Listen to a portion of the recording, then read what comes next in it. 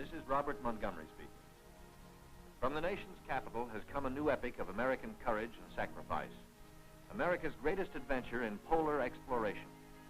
This is a tale of men and of their willingness to endure hardship and risk life above and beyond the call of duty in the service of country and humanity. For brevity, the sequence of events has occasionally been rearranged. The President's Cabinet approved the expedition. As Secretary of the Navy, James V. Forrestal explains the reasons for the enterprise. There is only one untouched reservoir of raw materials left in the world, and that's in the region known as Antarctica, an area larger than the combined area of the United States and Europe. The American government is sending a naval expedition to that region. The purpose is to train our Navy in polar operations so that it may better perform its function of preserving the peace upon the 7 seas of the world. Beyond that, the American government is seeking to do its share in the discovery and the release to the world of the unknown treasures of Antarctica in the interests of all mankind.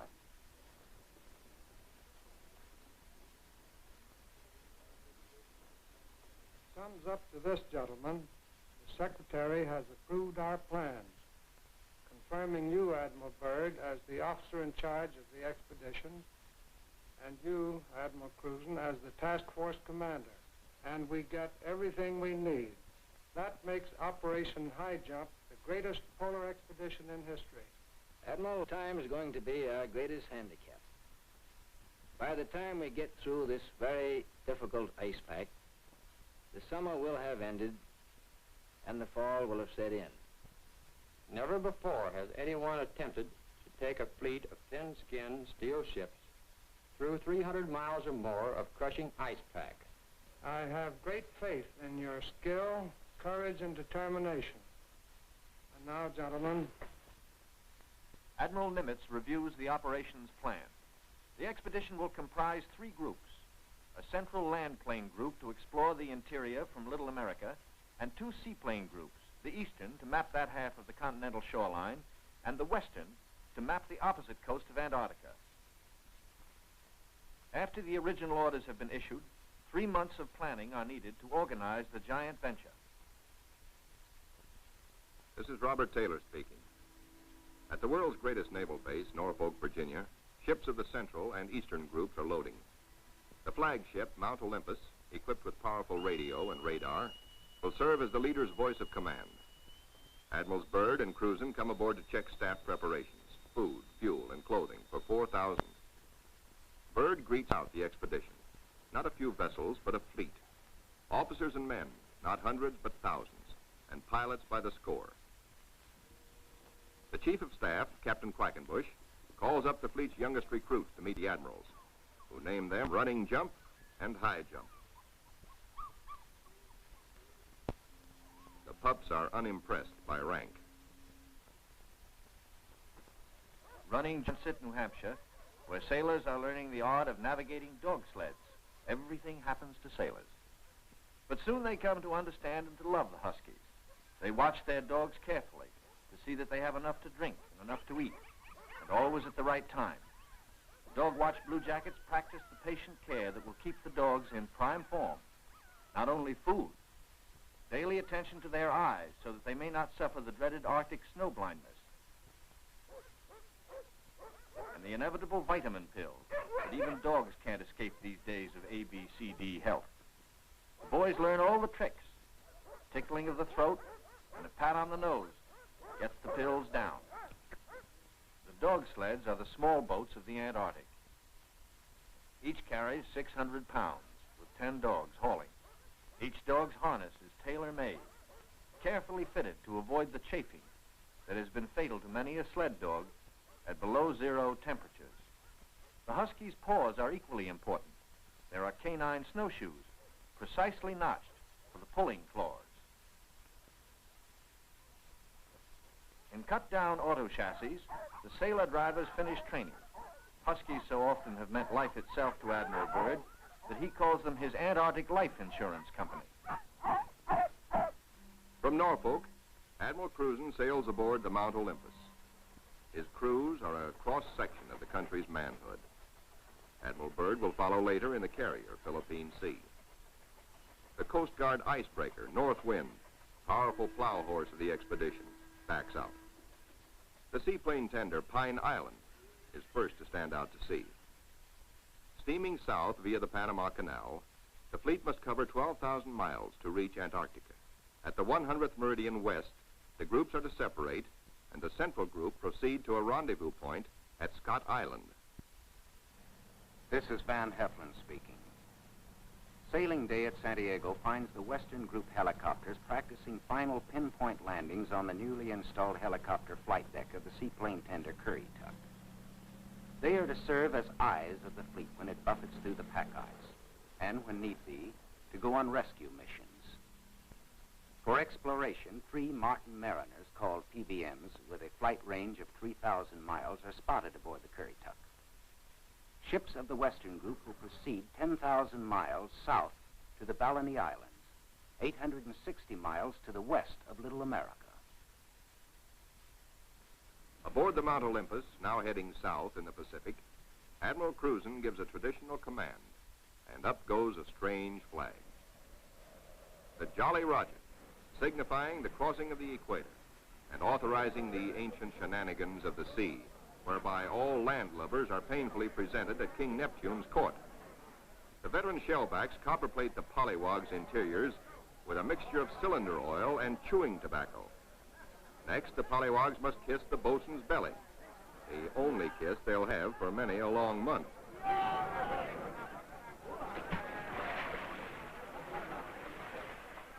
They wind up with a dunking and a final whacking to warm them up, officers and men alike. Wearing the whiskers of Neptunus caninus, Ricky, the veteran husky, presides as the pups become doggy shellbacks. The oncoming shadow of the Antarctic intensifies preparation. Bamboo is split for trail marker sticks. These, topped with flags, will form lifelines to guard the men against losing the trail in blinding blizzards. Small details, but vitally important in the wilderness of ice. The dogs are inoculated against infection. Now the serious business of the sea takes over. Danger menaces the fleet oiler, Cacapon. She must fuel the fleet now to lighten her cargo of 4 million gallons of oil. If storms strike her, plates may warp, rivets shear, and her back may be broken. And ahead are the dreaded roaring 40s. Deck parties run with hauling lines, bringing over the Cacapon's captain for a conference.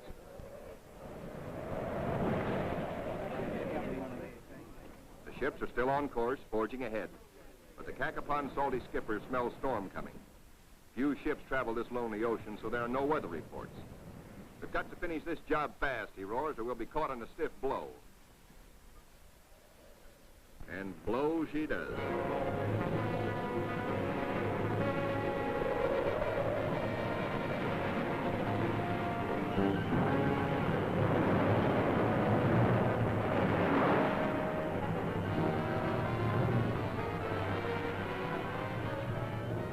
Dawn and clearing skies, but still the gale blows hard.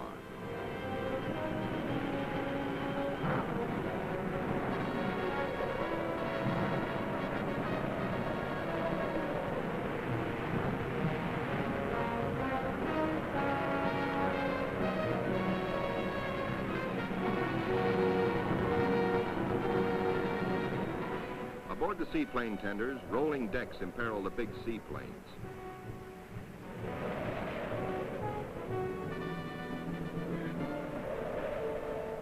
She rolls deeper.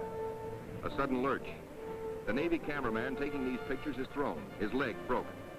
He swings his camera, catches the nose of one plane smashed in, swings aft, spots another plane overboard, sinking in the wake. Lost.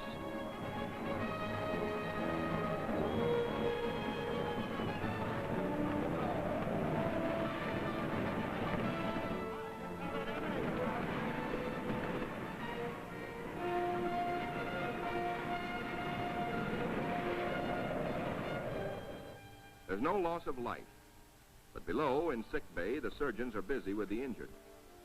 Today, with Navy's modern science, an injured seaman is soon up and about. We go back now to Norfolk and sailing day for Admiral Byrd. 6 DC-3s, called R4Ds by the Navy, make the longest taxi run in Navy Yard history, each with crewmen riding the tips of their 98-foot wings. Poles and buildings have been removed to clear their way to the 30,000-ton carrier, Philippine Sea. Admiral Byrd will sail the carrier close to the edge of the pack ice, then fly his 6 30,000-pound land planes from her deck, 800 miles across the pack to Little America. A daring and dangerous plan, but precedent was made in 1942 by Jimmy Doolittle in his much smaller B-25s, Tokyo-bound from the carrier Hornet.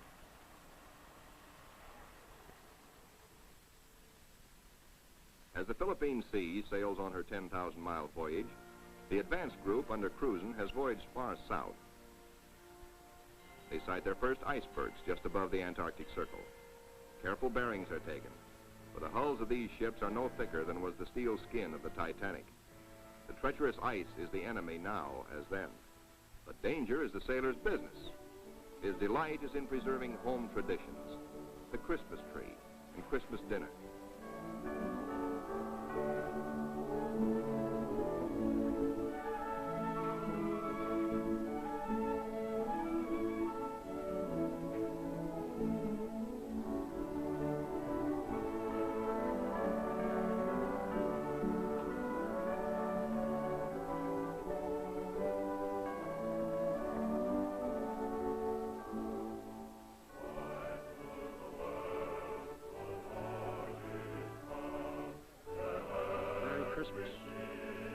Merry Christmas, sailor.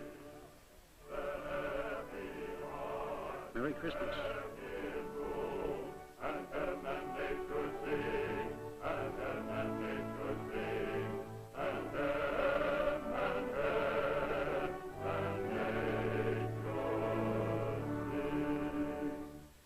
All the while, engines throb, taking the central group deeper into icebound seas. Now, by the far-seeing eye of radar, the bridge learns of land ahead, and flag communications passes the word to the fleet. Scott Island, dead ahead. All ships rendezvous. 600 critical miles of their 12,000-mile voyage still to go. The ice pack ahead has been the executioner of many gallant ships. Cruzen summons captains and executive officers for a staff conference. While the staff confers, a small landing boat sets off for Scott Island, named in honor of the heroic British explorer Captain Robert Falcon Scott, who lost his life a generation ago trying to fight his way back from the South Pole.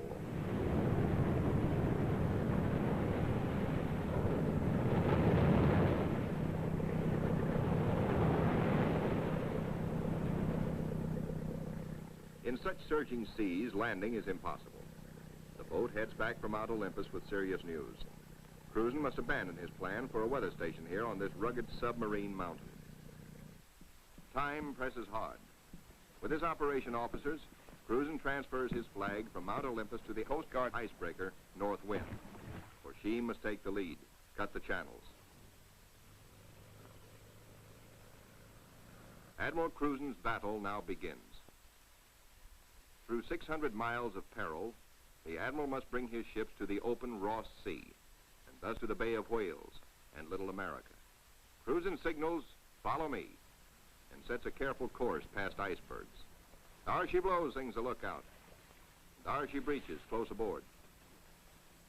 These huge whales measure up to 80 feet long, and each yields oil worth more than $2,000. The radar watch informs the bridge they have picked up a big ship, a Norwegian whaler, with her killer craft in close company. The Norsemen report the heaviest ice pack in 40 years. This year, they tell the Americans they're staying to the north of the ice. The Norwegian captain urges, "Exercise extreme caution." The American fleet proceeds. Here is the most treacherous navigation in all the 7 seas, with every floe, every berg a potential killer of ships. 7/8 of a berg lies underwater. Its jutting ice foot can slice into a ship like a can opener into a can. Ahead, the sky shows white streaks, the telltale ice blink, the warning reflection in the sky of the great pack. The ships meet their first tabular, the tabletop berg found only in the Antarctic. These tabulars are huge chips from the great ice barrier. They measure as long as 40 miles and are counted not in acres, but in square miles. The ships must follow a twisting, turning sea alley, cleared by the icebreaker. The submarine, Senate, brings up the rear. New-formed ice, known from its shape as lily pad ice, offers no trouble. It is the bergy bits and the bergs themselves that form the hazard for the submarine.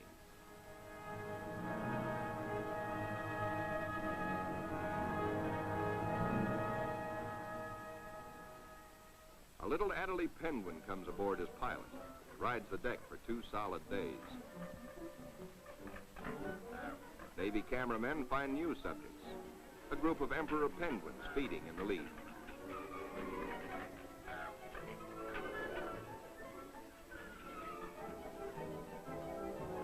Lookouts spot a flock of snow petrels, those hardiest of birds.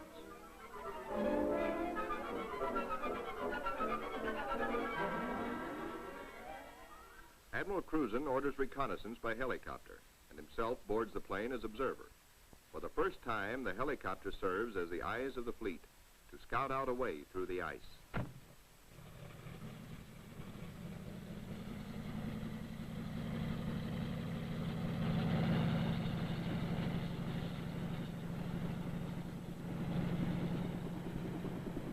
Somewhere to the south, Cruzen hopes to locate better going, perhaps a lead heading toward Little America. Beyond the brash ice, at first he can spot only isolated lakes. At last he sees his lead. Reconnaissance by helicopter has paid off. And just in time, for the helicopter's gas is running low. The long practice hours of pinpoint landing have not been wasted. The Admiral is safely back aboard. Cruzen changes course to head the fleet toward his lead. No open roadstead here, no channel markers. The turn is difficult for the big ships. Now to the men of the fleet comes one of nature's weirdest pictures, the Antarctic twilight. Eerie greens and pastel blues. Men who look grow silent, but long remember.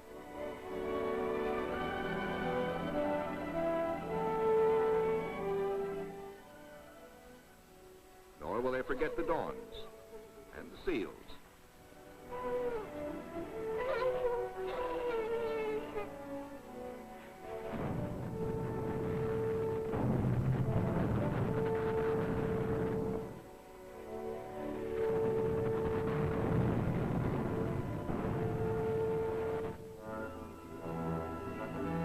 The voyage through the pack was to have taken 3 or 4 days, but a week has passed, and the task force has made only 100 of the 600 miles across the pack. An emergency radio to the north wind summons instant help. The submarine, Senate, is caught.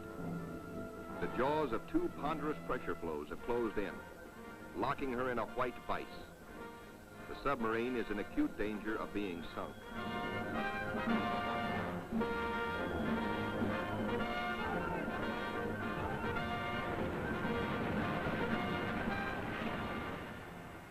All hands realize now that the Senate may never get through.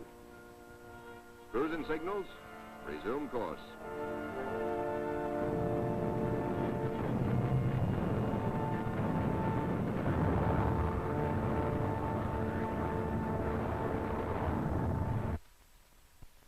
Meanwhile, the Eastern Group has steamed to Peter the First Island, 1,250 miles northeast of the main base to be established at Little America. The Eastern Group's seaplane tender, Pine Island, sends a helicopter to scout the rugged coast.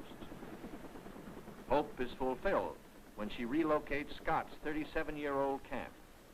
This was the base for the ill-fated Britain's expeditions at the turn of the century. While the helicopter waits, the Americans look over the hut, finding only an abandoned sled. But back at the Pine Island, the helicopter meets trouble. Her rotors, heavy with ice, fail. She crashes only a few feet from the safety of the landing deck. Within seconds, the Pine Island's crash boat reaches the sinking helicopter. The rescue crewmen, drilled for just such an emergency, yank Captain Dufek and his pilot safely aboard. Back at the Central Group, danger increases for the submarine. Crushing ice is now riding up over her decks. She is solidly frozen in.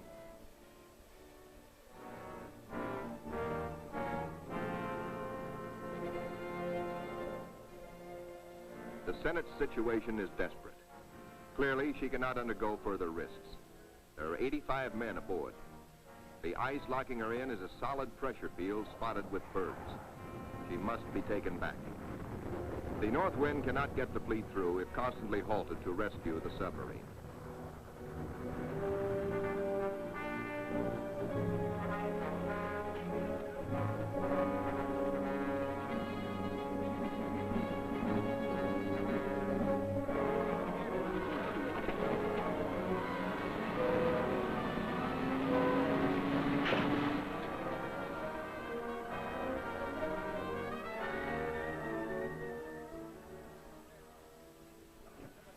The Coast Guard icebreaker, North Wind, with Admiral Cruzen in operational command, leaves the ships to await her return from the 400-mile round trip, towing the battered submarine, the Senate, north to the safety of the open sea.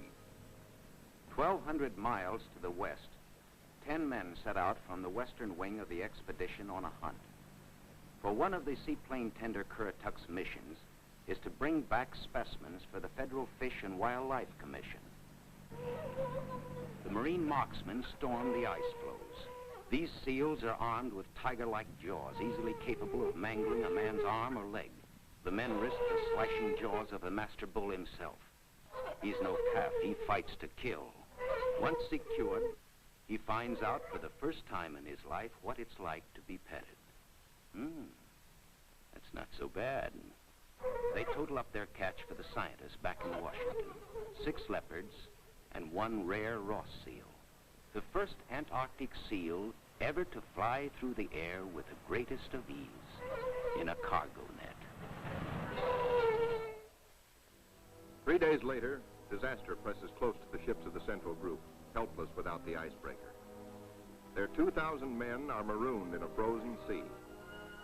Below the water lines, damage control crews labor in icy water to shore up the inward bulging plates.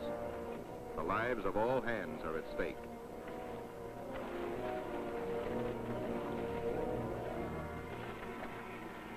The radio flashes an SOS to Cruzen 200 miles to the north. Quickly, he orders the submarine to go on by herself to Scott Island and there operate as a weather reporting station. And now begins a race against time well worthy of high place in the traditions of the United States Coast Guard.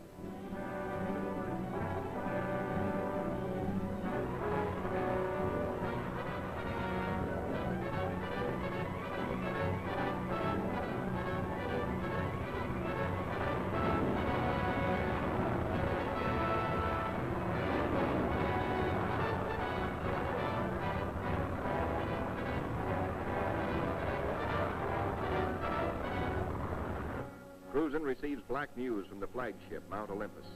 Already 5 frames forward stove in, more weakening. Only the north wind can bring salvation to the 2,000 men of the stricken fleet. Dr. Seipel, Army ice veteran, volunteers to test the floes. If the ships must be abandoned, will the ice support the survivors? Cruzen awaits Dr. Seipel's verdict. Seipel reports the ice cannot be trusted.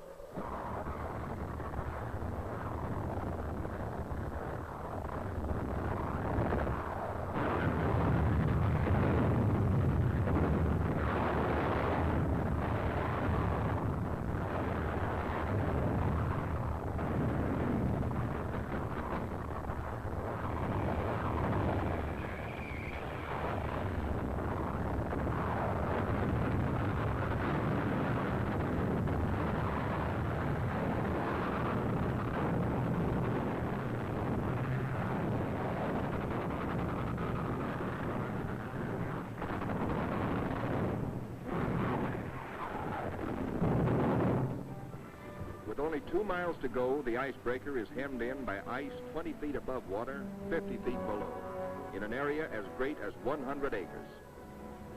Hopelessly gripped by the ice, the cargo ship Merrick is now in grave peril.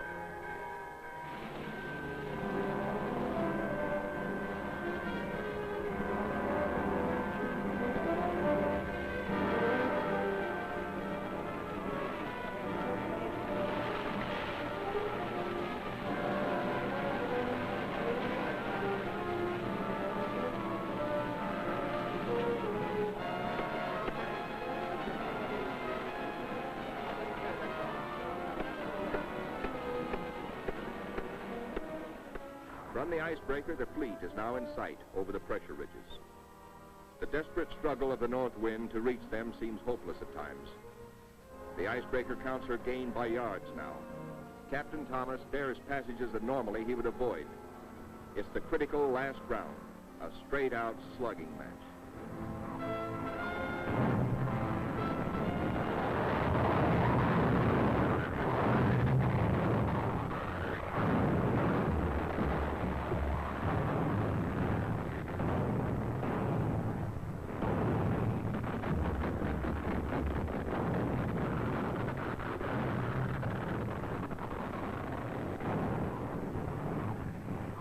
The north wind reaches the nearest ship, the Yancey.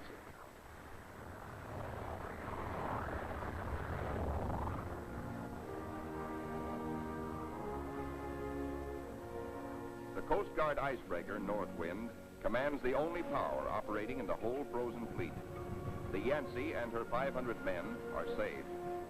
Next, the Merrick, heavy in the water with a hole in her bow below the waterline.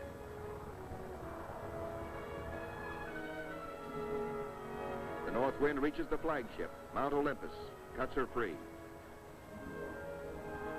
The fleet has survived. 2,000 weary American sailors are safe. Beyond the great ice whirlpool that held them fast, they steamed through the southern edge of the pack, through to the open waters of the Ross Sea, and little America dead ahead. Word of the deliverance of Admiral Cruzen's men reaches Admiral Byrd aboard the carrier Philippine Sea as she passes through the Panama Canal, Pacific bound. Officers watch sharply. The glove-tight fit of the 750-foot hull requires that the ship be kept exactly ruler-edge true to the sides of the lock. The Philippine Sea navigates the canal in a day. As she heads south in the Pacific, Admiral Byrd devotes all his time to the flight ahead, perilous but of vital importance to naval aviation. Never before have such huge planes attempted carrier deck takeoffs. Never before have wheels and skis been combined in one landing gear.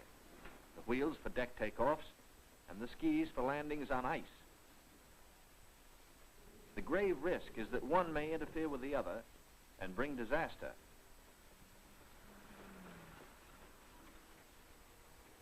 Byrd makes the decision. The wheels will have only a 3-inch clearance between skis and deck. Upon this will depend the lives of 40 men, and he will lead the way. Triumph at last for Admiral Cruzen. The entrance to the Bay of Whales, the famous 400-mile Ross Barrier. The Admiral can now relax. He, an American admiral, has brought a modern fleet for the first time into the innermost waters touching the great unknown continent of Antarctica. This is an historic moment. At long last, Admiral Byrd has realized his dream of many years of reaching little America with men and ships of the United States Navy. Reception committee. Hey, gang, hurry up. Get the big penguins in our bay. Big penguins, bigger than emperors. Big black mountains that move. They walk like us, but not quite the right way.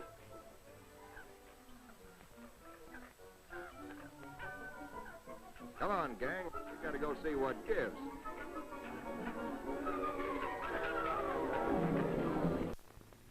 The big penguins and their big black mountains, the ships, are on 24-hour duty, with the first job to secure all mooring lines. Big timbers sunk deep in the ice serve as anchors. They're called dead men in sea parlance, perhaps because they're buried. Slip toggles are rigged for quick release in case ice forces an emergency getaway. Unloading, reconnaissance planes first, next hauling equipment. The Marine Corps weasels, heavy-duty caterpillars, and trucks, 40 in all. Here are no port facilities, but the Navy shows its self-sufficiency as it did throughout the war in operating at sea without bases or with improvised bases. Here are no docks or roads, yet all freight aboard 3 heavily laden ships is hauled 2 miles over the ice up to Little America. Dogs next, a barking, tugging boatload of huskies. And the pups, growing fatter and bigger every day. All are happy with the welcome smell of snow in their nostrils. This is home. This is fun. But this is work, too, for time is short. The dogs must haul their share of the tonnage. Halt. Trouble ahead. Pressure ridges block the way inland to Little America. Even the largest caterpillars are stalled. The call goes out for dynamite crews, Navy's trained demolition teams, seasoned on enemy beaches. They must blast the 50-foot ridges, clear the way to meet the expedition timetable. The ridges are deep. The blasting takes hours.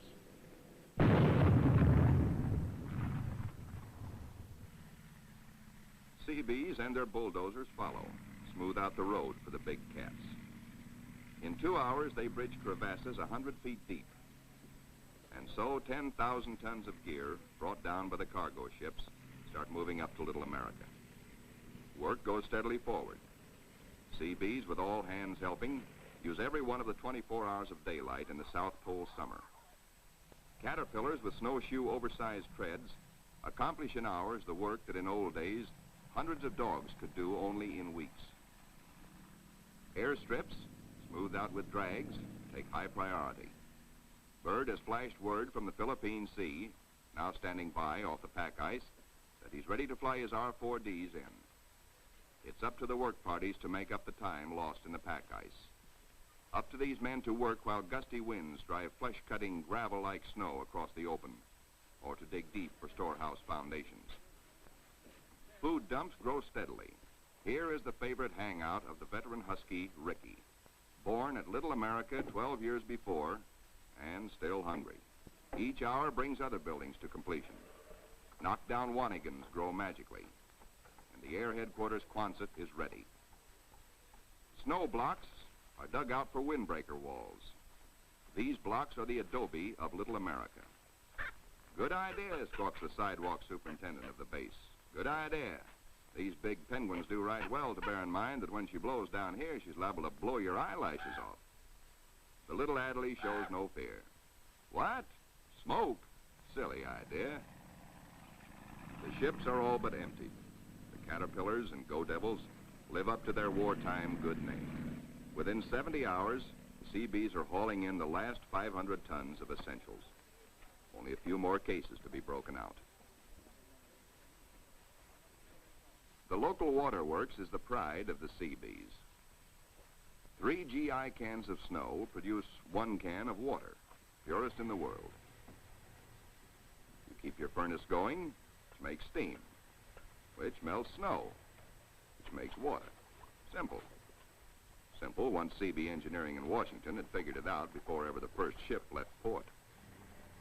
And now, the ordered streets of a tent city that is Little America the Fourth come into being where 3 days before, the primeval snow lay unbroken. The church flag on the first Sunday signifies a pause for prayers. After the last Mass, and after the Protestant and Jewish services, the off-duty sailors have but one thought. Transportation has but one terminal, the mess hall, the best dinner of the week, as ancient Navy tradition always has decreed. Admirals and captains wait their turn in the chow line with the men. Inside, plates are loaded. Roast beef, rich gravy, high mounds of mashed potatoes, flaky pie.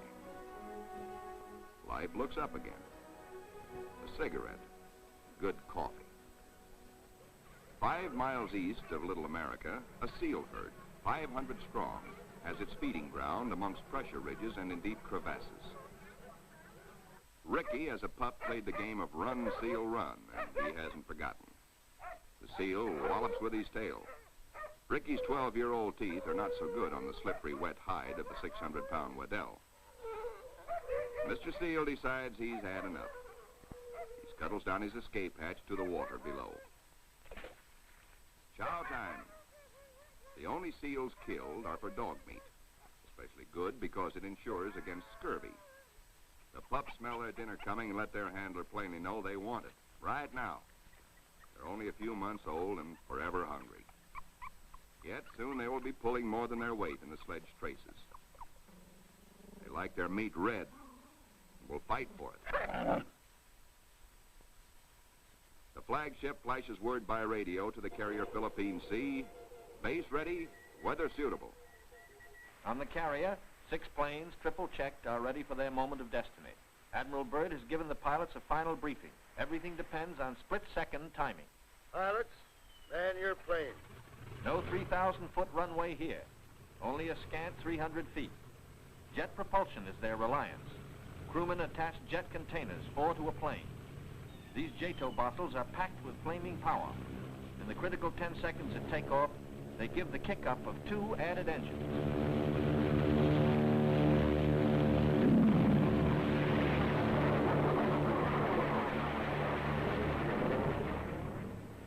Byrd is airborne in exactly 100 feet.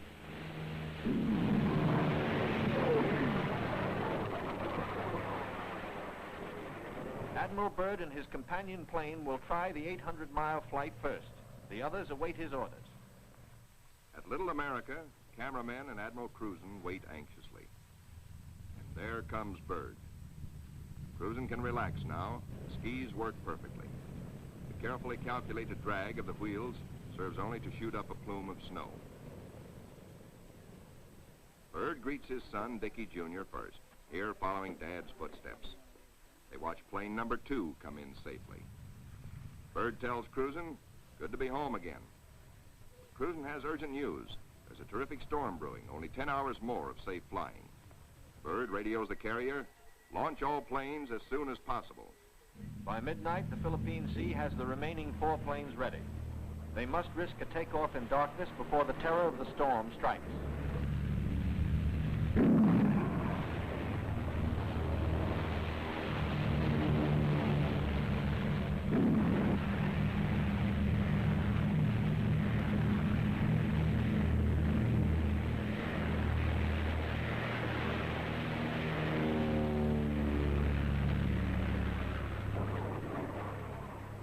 Daylight finds the planes over the pack ice. With frozen death below and weather closing in, navigation becomes tricky. This close to the pole, the magnetic compass is no help. At the base, men scan the gray skies, looking, and finding only the blackness of the approaching storm, now visible to the east. If the planes don't make it within an hour, but in they come, one by one, to land in the last remnants of clear light. Each landing is the first on the ice for each pilot. These men are the first ever to fly big planes into the Antarctic. Or on previous expeditions, the planes were freighted in, assembled, and only then were they flown. These Navy and Marine Corps flyers have been bred on stormy going. Their long experience and, above all, the Navy's relentless training in all details brings them in, but with little time to spare. The blizzard hits, 100 miles an hour, scouring across the sastrugi. In storms such as this, many brave explorers have died.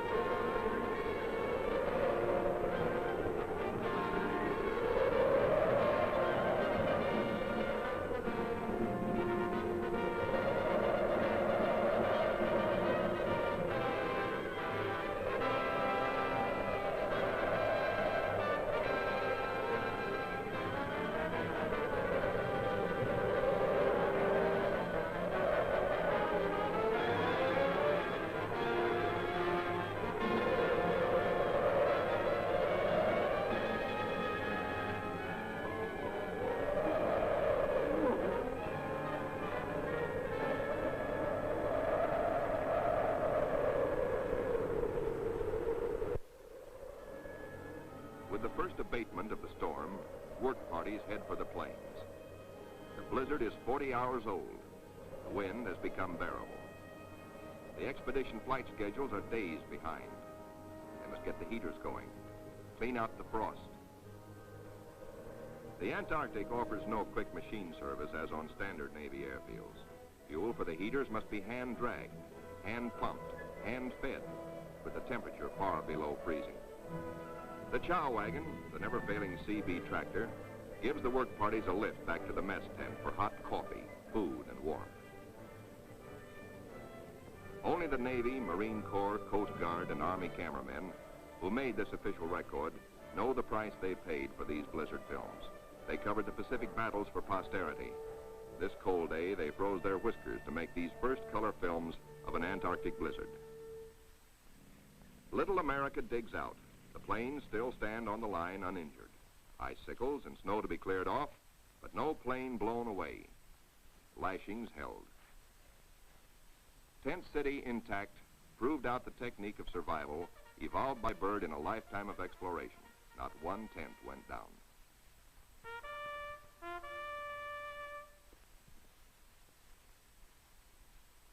No matter how great the pressure of work, the flag must be raised with a ceremony which is its due.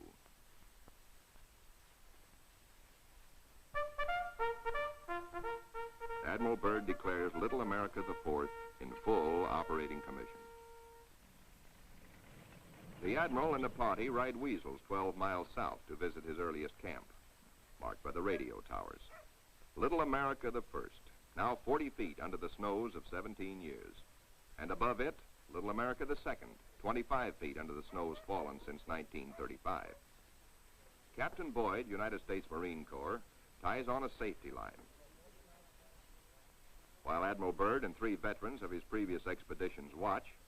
Boyd inches his carcass down the old ventilating hatch. It stood 20 feet in the air when it was put up 12 years before. He pokes a stick up as a marker for the main hatch. Now all hands, the Admiral included, will have a chance to go look-see. Below, the old-timers find a lantern that lights at once, and all manner of other gear. For here in Antarctica, there is no decay, no rust, no dust, not even germs. Fruits, vegetables, meats, all good after 17 years. Small wonder Byrd preaches that one day Antarctica may be the world's storehouse to keep the 7 years surplus for the 7 lean years. Byrd, bringing with him the old corn cob he'd forgotten in 1930, comes up last. He meets heavy going, but he makes it the hard way and seems to like it. Aboard the Mount Olympus, the Navy tries out one of the most important experiments assigned the expedition. Can men survive in freezing water? Men from Mars, members of a special underwater demolition team, wear the new cold water rubber survival suit. In contrast to these skylarking youngsters eating ice cream in the ice, men in ordinary clothing are paralyzed in 6 minutes and die very quickly thereafter. Yet these sailors, wearing only underwear beneath their survival suits, stay in half an hour and come up chipper and warm. On the sunny afterdeck of the Mount Olympus, the expedition's prize penguin catch, the big emperors, are living the life of penguin Rileys. They grow 4 feet tall, weigh up to 80 pounds, and are the only creatures who live throughout the year on Antarctica. Eons ago, they flew. In time, their wings evolved into swimming fins. Their deep feathers are the warmest known. Their feet, thick leather-like pads. On these, they lay their single egg and tuck it up within the body feathers for warmth, to hatch it. In captivity, they must have their vitamins. Keeping them alive for the return voyage is quite a problem, for their bloodstreams have no germ resistance. Their necks are ball-bearing. Strangely enough, the smaller captive penguins prefer their fish fillets. They won't eat live fish out of a pail. The rockhopper penguins are the clowns of the Antarctic, 20 inches high, cocky yellow eyebrows, sassy, and forever hungry. As the men find out, they'll eat their weight in fish every 3 days. The gathering of scientific data ranks high in expedition plans. Admiral Byrd says goodbye and good luck to an over-ice expedition which is to probe deep into the Rockefeller Mountains 300 miles southeast. 2 LVTs hauling supply sledges strike out into the white darkness, their mileage checked by bicycle wheel counters astern. In the mountain rocks, they will seek minerals and ancient petrified vegetation. Hourly, they will record important aerological data. But exploration by plane has priority 1. 1.5 million square miles are to be explored and mapped, and the oncoming winter soon will end flying weather. The wheels come off, for both takeoffs and landings on the ice must be made by skis alone, delicately balanced to feather in the wind, yet strong to stand the shattering shock of landings. Organized exploration on a scale hitherto undreamed of calls for precision timing. Each plane is serviced on exact schedule with 1,200 gallons of high-test gas and with preheated oil tested to function at 80 below. A pressure tank, especially designed for operations in deep cold, pumps the oil into the planes. Daily flights begin. Each plane has a definite sector to explore, a definite timetable, a definite radio report schedule. While the weather holds, flights operate around the clock. For emergencies, the LVTs cache provisions and fuel at the limit of their range. To aviators forced down, to rescue planes sent out to bring them in, these cairns may offer the one hope and may mean ultimate survival. 1,200 miles to the east, the Eastern Group vessels and planes are exploring the mysterious Phantom Coast. Aboard the destroyer Bronson, the commander of the Eastern Group, Captain George Dufek, makes an exploration voyage. He sails close in to Mount Erebus, 14,000 feet above the sea. It is the only known active volcano near the South Pole. Captain Dufek, his mission accomplished, returns to rendezvous with the seaplane tender Pine Island. Personnel transfers to the destroyer must be made by breeches buoy because of rough seas. This officer would probably prefer a boat. The deep roll and the destroyer's outward flaring bow force the handling crew to wait for the exact moment to haul inboard, lest the man be dashed against the ship's side and killed. It is Captain Dufek's turn next. The line is set higher. The seas run stronger. The ships roll dangerously apart. The line slacks, then snaps taut and breaks. A 50-foot plunge downward. Dufek disappears. Away, lifeboat! Men jump to stations. Lower away. Hurry, hurry. 8 minutes in this icy water means death. Speed is the only hope. The boat sheers clear. Heads out fast to the rescue. Captain Dufek reappears. He has managed to inflate his life jacket.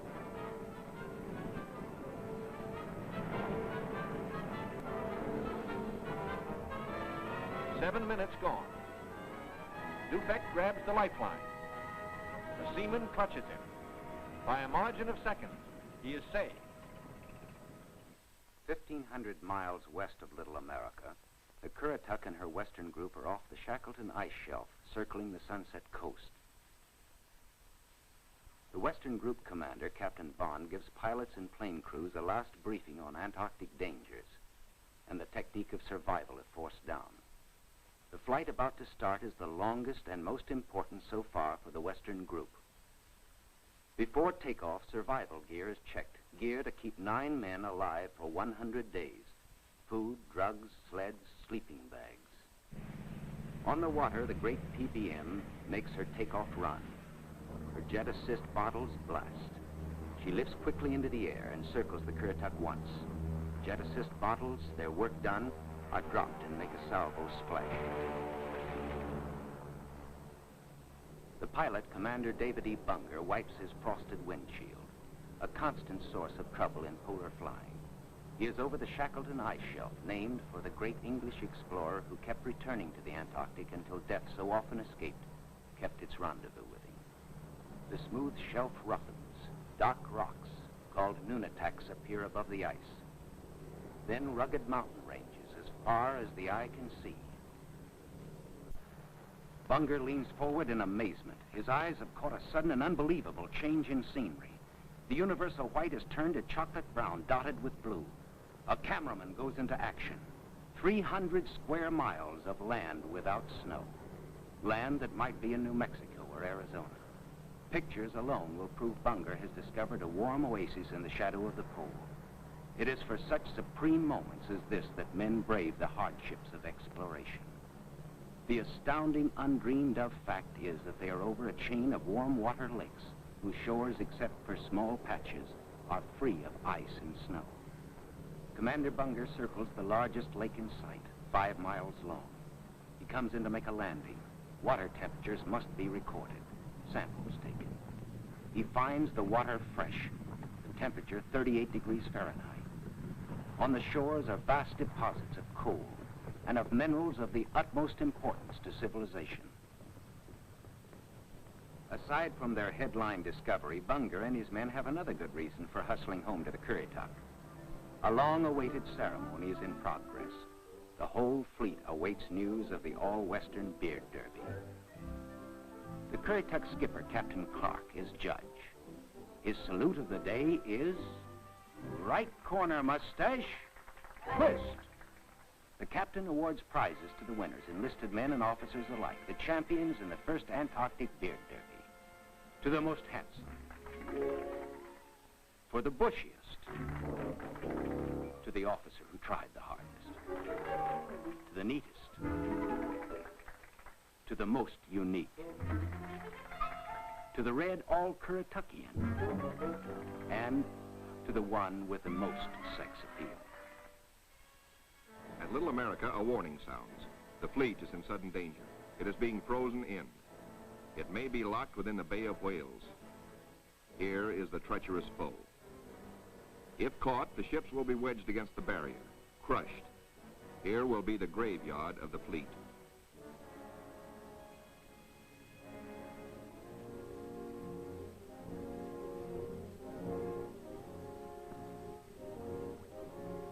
The Coast Guard icebreaker Northwind goes into action, ramming, backing, ramming again to break up the crushing floes.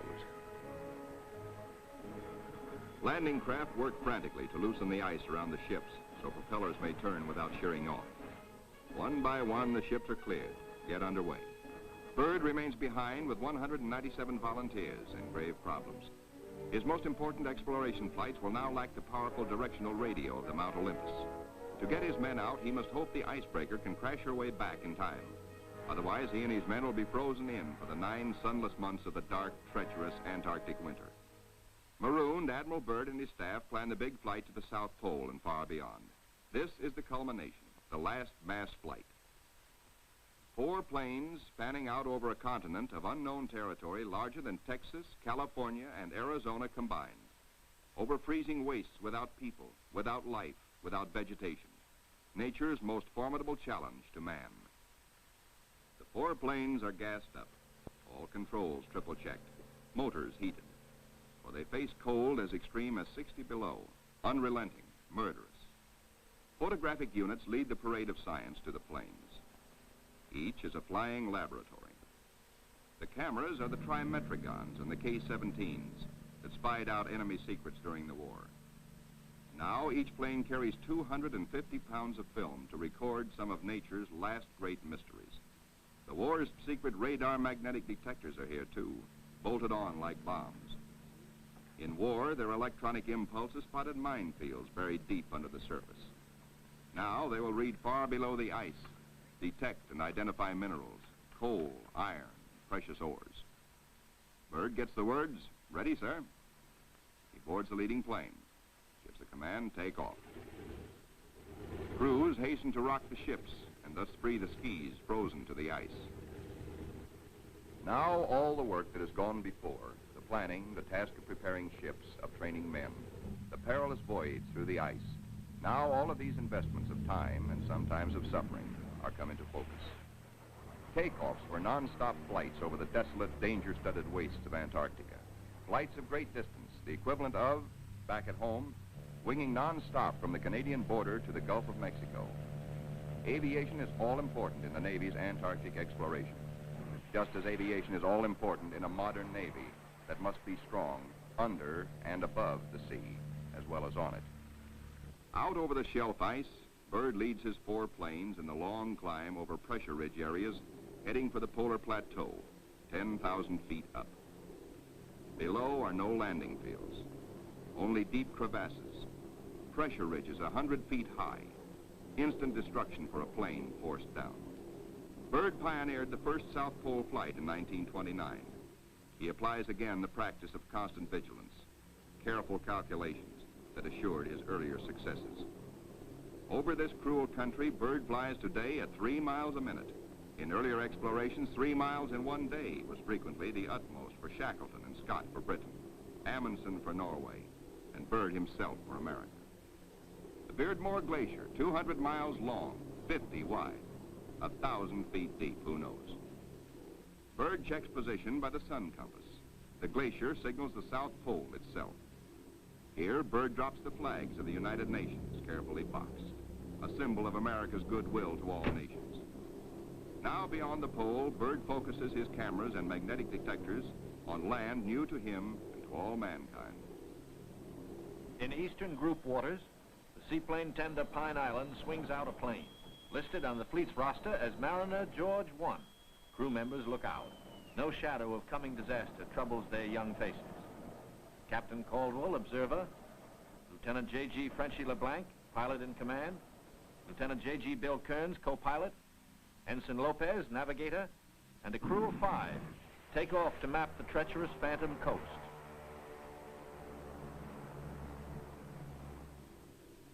Byrd's planes, deep into the unknown, are the eyes of civilization, recording, evaluating, mapping. Plateaus, mountain ranges, with peaks 20,000 feet above sea level. The trimetric-on lenses, clicking overlapping exposures every 3 seconds, photograph from horizon to horizon. Coal, a mountain of coal. Byrd later declares Antarctic mines, if once tapped, could supply the world's coal needs for centuries. These official motion pictures can give only a cross-section of the miles of photographic records accumulated on this expedition by the Navy. The exposed mapping film will take 5 years to assemble. Amplifying these are the radar magnetic detectors, accurately recording mineral discoveries of immense value for the future use of all mankind. England, Norway, South Africa, Australia, New Zealand, South American countries, and Soviet Russia are claiming Antarctic territory. The United States recognizes no claim, and so far has made no formal claims for itself. But international policies cannot concern the Admiral now. His duty is to keep his flying laboratories functioning, to fulfill his dream of a lifetime. The word "gas half gone, sir," comes from the engineer tabulating fuel tank readings. Byrd radios his pilots, return to base. By the 3rd leg of their triangular course, the planes head back for Little America. Byrd's plane takes the widest swing fuel permits as the lenses of the Trimets continue recording new territory. This is the last big flight. Byrd is determined to record the maximum possible. One by one, the planes swing in over Tent City. Flight operations checks them in and safely down. Plane 2, plane 3, plane 4. But not plane 1. Byrd's plane is yet to be accounted for. Byrd is missing. Out over the ice, Byrd is in trouble. His starboard engine is cutting out, now stops. His one remaining engine is losing power. The altimeter needle starts dropping down. The plane is losing altitude. All 4D1 to base, all 4D1 to base. Position Q5, engine out, losing altitude.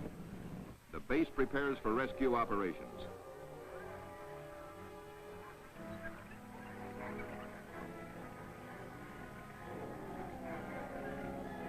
Handicapped by the partial power of one engine, the plane is in jeopardy.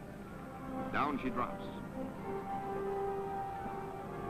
The needle drops from 3,000 feet downward, threatening peaks around her. A further drop might mean a crash. Only one hope: reduce the load, lighten her at once. Maybe that way, maybe if enough weight goes, maybe she will hold. Already the mountains are above. She is deep in the valley, deep in the shadow of disaster. The needle drops downward from 1,700 feet. Jettison all gear.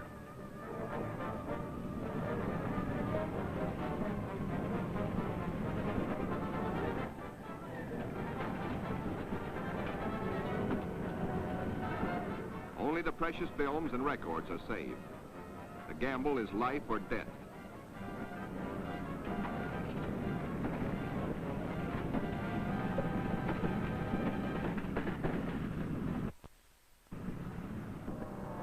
The altimeter levels off at around 900 feet. Slowly she starts to climb. She is gaining altitude. The pilot signals 4-0. 3 hours later at the base, the crippled plane comes into sight. Men peer closely, tense, hushed, as they see the starboard prop dead. A one-engine landing is tricky at best. with skis, on ice. Hold your fingers crossed for the pilot.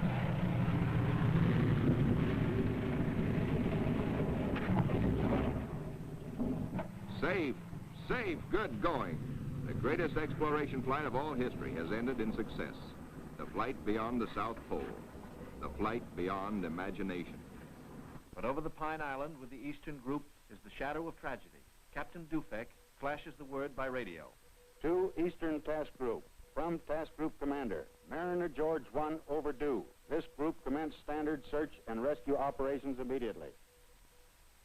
Grim men with grave news from Captain Dufek. No time now for jubilation over his own escape. No mood for rejoicing. Byrd knows better than any man the tragic import of the message. In the freezing danger of the Antarctic, seconds are hours. Minutes are days. Every resource of the expedition must be mobilized instantly. All planes must take the air. All men stand alert for emergency duty. Over the ice pack, above the open sea, across the barrier. Mariner George 1 is down with men. No radio signals coming through. That means a crash. Search, search, search. Wherever the plane is, it must be found. For maddening, anxious days, fog shrouds the area where the accident most likely took place. Men are frantic. Yet daily, at their own request, at their urging, in fact, the crew of the Pine Island gathers for prayer service. On the 13th day, the weather breaks clear. Captain Dufek sends another PBM into the area heretofore shrouded in fog. At last, in clear visibility, the pilots and men scan water and pack ice along the Phantom Coast. Wherever they are, the 9 men of the George 1 have been lost almost 2 weeks. Hope is thin. 5 hours out, Commander Howell, the pilot, spots smoke. A signal fire. Some are alive down there. How badly hurt? How many live? The George 1 smashed. The wreckage scattered, some of it burned. And a message on the wing. Lopez, Henderson, Williams, dead. No seaplane can land on the ice. Can the survivors reach open water? Howell must drop a message. We'll land Barrier's Edge 10 miles north. We'll drop flags to mark trail. If you can walk it, form circle. If not, form line.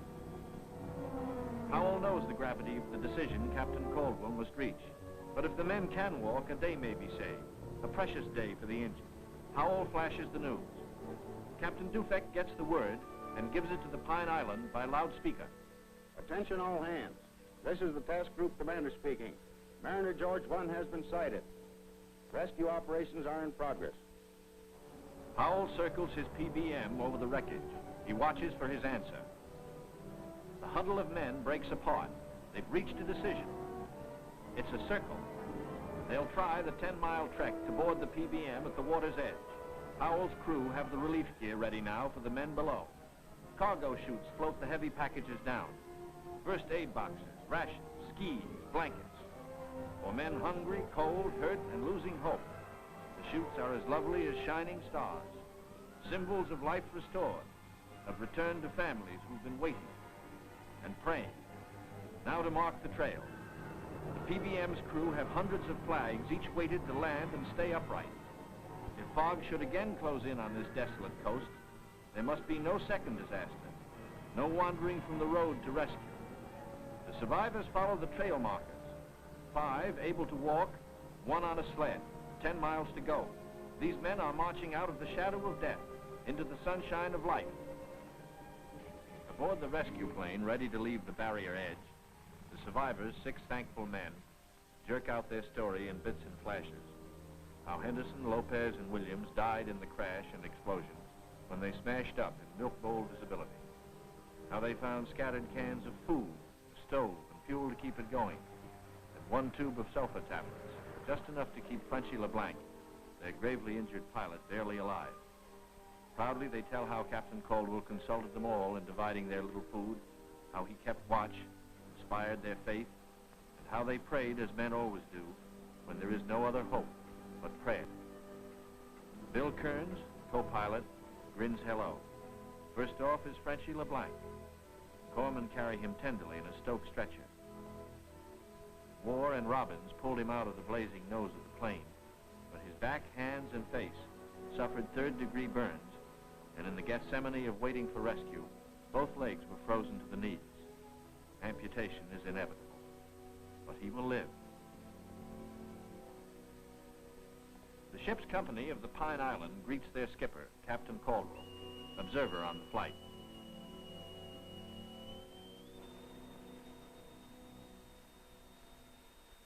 He says no ship ever looked so good to him as his own command, as again he sets foot on her decks. His executive officer greets him with sincere affection. Captain Dufek warmly welcomes the survivors. Co-pilot Kearns, his broken arm in a sling. McCarty, photographer. War, the radio operator. And smiling Shorty Robbins, the motor mech. The head is warm. A hot bath, clean sheets, and long hours of restoring sleep. And perhaps first, a moment to splice the main brace, by which good sailors mean a ration of medicinal spirits. Bourbon to you. Later in sick bay, all but Frenchie and Captain Caldwell enjoy their first full meal in 2 weeks. Kearns will go to Georgetown University to study for a career in diplomacy. McCarthy, who has a wife and 2 children in Sonoma, sunny California, beams happily. Robbins, who was the wheel horse in those desperate days, figures to keep on flying. He still loves it. And War knows that he will marry his school teacher sweetheart back in Reading, Pennsylvania. News of the rescue finds the icebreaker with Admiral Cruzen fighting her way through thickening ice to pick up Admiral Byrd and his men at Little America. Byrd is radioed for all speed. At the base, the Admiral supervises Operation Secure. All essential records and scientific instruments are to be taken home. The planes must remain. They are stripped down with the hope that another American expedition in a future year may find them of use. Supply dumps are marked by poles. And now through the capes comes the old reliable workhorse, the icebreaker. Final loading is the order. All roads lead to the bay, the last trip down. The last long trek through the snow for the big Go Devil sledges, loaded with men and equipment. The excitement that always comes with sailing infects all hands, including the dogs. They sniff something important is in the wind. With normal quarters for 75, the icebreaker must jam aboard the additional 197 men of the base party until, after the voyage north, she can transfer personnel to the big ships awaiting her at Scott Island. Byrd is among the last aboard. He can now report to Admiral Nimitz, Operation High Jump completed. Our men have achieved accomplishments unparalleled in the history of discovery. Our central group has flown far beyond the South Pole, mapped 1/3 million square miles never before seen by man. Our eastern group mapped 3,000 miles of phantom coast and charted 40,000 square miles of coastal ocean areas hitherto unknown. Our western group, flying hundreds of air hours, mapped the 4,000-mile Sunset Coast, made the amazing discovery of warm land in Antarctica. In all, the expedition explored more than 1.5 million square miles. Our scientists, by use of the radar magnetic detector, have pinpointed fabulous treasures and resources of great significance for all mankind. The men who did the job, Navy, Army, Air Corps, Marine Corps, Coast Guard, and scientists, are going tired men. The rear guard of Admiral Byrd's intrepid 4,000, veterans of the Antarctic, trained to combat the sub-zero enemy of the polar continent. They're going home to their mothers, sweethearts, wives, children. Home, strong in the knowledge that they have met the Antarctic's heaviest battalions and conquered. This is to be their lifelong reward, this knowledge and the Navy's highest commendation. Well done.